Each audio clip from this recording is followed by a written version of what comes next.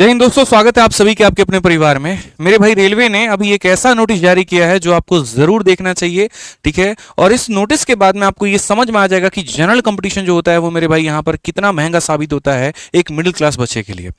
Railway group D का एक ऐसा नोटिस आता है जिसमें यह बताया जाता है कि लगभग 30,000 वैकेंसी पर 1 करोड़ बच्चों ने अप्लाई किया है और ये भारत में एक सबसे बड़ा सवाल खड़ा करता है बेरोजगारी के ऊपर में।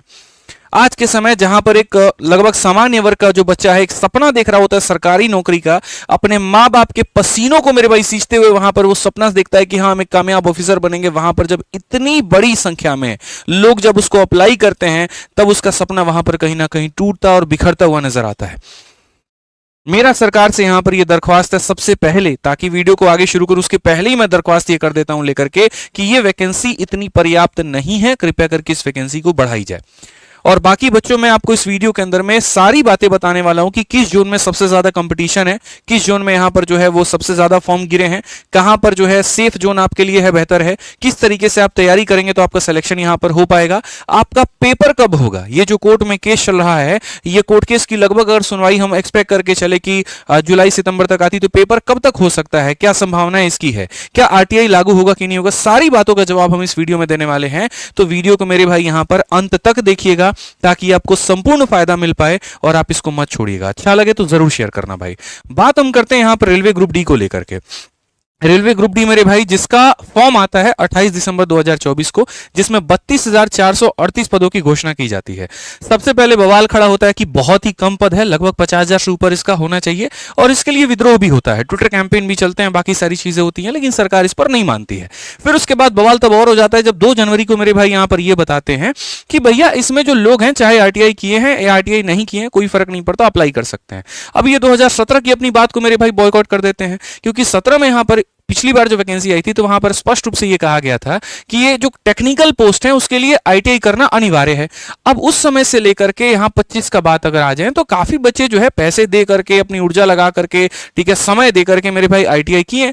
और कौन कौन से पोस्ट थे वो तो सिविल था, मैकेनिकल था, इलेक्ट्रिकल, सिग्नल, टेलीकॉम था। अब जब इस बार इन्होंने जारी किया तो उन्होंने मैंडेटरी उसको किया ही नहीं। इससे मेरे भाई उन बच्चों को तो फायदा हो गया जिन्होंने इस कोर्स को नहीं किया था, लेकिन उनका नुकसान हो गया वहां पर जिन्होंने इस कोर्स को किया हुआ था। तो इस 2 बातों को लेकर के कोर्ट में इसके ऊपर में मेरे भाई केस भी हुआ, दिल्ली के हाई कोर्ट में लोगों ने इसमें केस किया और यह भी स्थगित है। तब उस कोर्ट ने जो है वो यहां पर कहा रेलवे को कि भैया आप इस पे संज्ञान दो। तो रेलवे ने कहा अभी ये सारी बातें हम बताएंगे, लेकिन तब तक हम आगे एक भी कदम नहीं उठाएंगे। तो जो पेपर अब जुलाई और अगस्त तक मेरे भाई एक्सपेक्टेड था वो पेपर वहां तक नहीं होगा, ठीक है। इसी बीच में कल क्या करता है रेलवे, अपने इलाहाबाद वाले वेबसाइट पर एक मेरे भाई यहां ये पूरा एक आरटीए की जैसे हम लोग रिप्लाई डालते हैं ना, तो वैसे इन्होंने पूरा डाल दिया कि भैया जो वैकेंसी है उसमें कितने लोगों ने यहां पर जो है वो फॉर्म अप्लाई किया, पेपर कब होगा वो हम एंड में बताएंगे। अभी पहले इस बात को आप सुन लीजिए। तो 1,08,22,423 लोगों ने फॉर्म भरा। कैसे भरा, किस जोन से भरा आप देख सकते हैं। जैसे अहमदाबाद है उसमें जनरल कैटेगरी में इतने लोगों ने भरा, एससी के इतने लोगों ने भरा, एसटी के इतने लोगों ने भरा, ओबीसी इतना, ईडब्ल्यूएस इतना, टोटल हमारा इतना हो गया, जिसमें आपका एक्स सर्विसमैन और पीडब्ल्यूडी आता है। इसको आप अलग से मत जोड़िएगा, असल में ये कैटेगरीज इन्हीं लोगों में बटी हुई होती है। जो एक्स सर्विसमैन है या तो वो मेरे भाई ओबीसी होगा या यूआर होगा या एससी होगा, एसटी होगा। तो लोग क्या समझते हैं ये अलग है फिर इसमें ये जोड़ दो, ऐसा बिल्कुल भी नहीं है। पीडब्ल्यूडी भी है तो वो भी कोई ना कोई धर्म जात, कोई ना कोई कास्ट का तो होगा ना भाई। तो इसीलिए आप जो है ना इनको इसी के अंदर में मान करके चलना। ये पूरा टोटल है, ये उसी तरीके से पूरा टोटल है। तो मैंने क्या किया, इसको थोड़ा समराइज करके आसान बनाया ताकि हम आपको समझा पाए।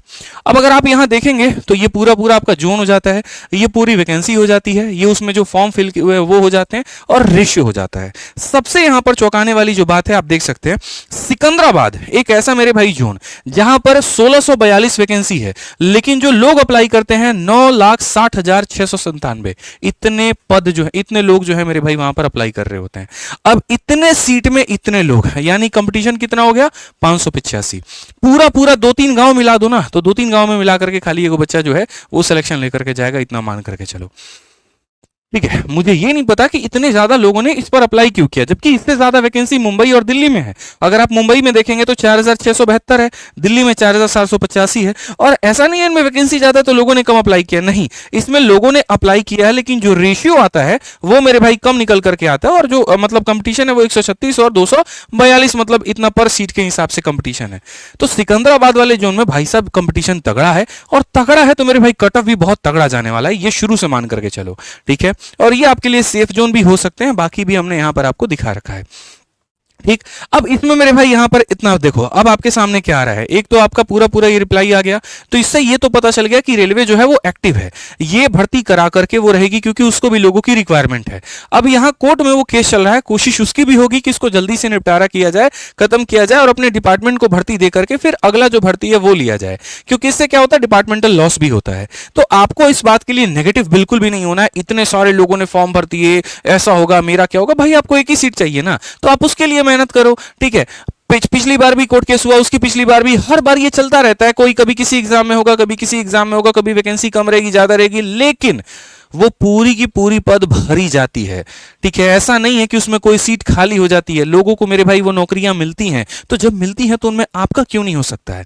तैयारी अपनी शानदार रखिए। क्या कसर रह गई पढ़ाने में बताइए, आपके 4 विषय हैं और आपका मेरे भाई फिजिकल है, आप तैयारी में लग जाइए, हर विषय को 1.5 से 2 घंटा आप देना शुरू कर दीजिए। इंतजार मत करिए कि जब कोर्ट का फाइनल यहां पर जो है रिजल्ट आएगा तब उसके बाद में हम तैयारी करना शुरू करेंगे, मूर्खों की पहचान होती है, ऐसा बिल्कुल भी मेरे भाई यहां पर नहीं करना है। हियरिंग वेयरिंग अपना चलता रहेगा, अगली हियरिंग 26 जुलाई को है, उसके बाद में सारी चीजें देखेंगे, लेकिन आप अपने तैयारी में लगे रहिए।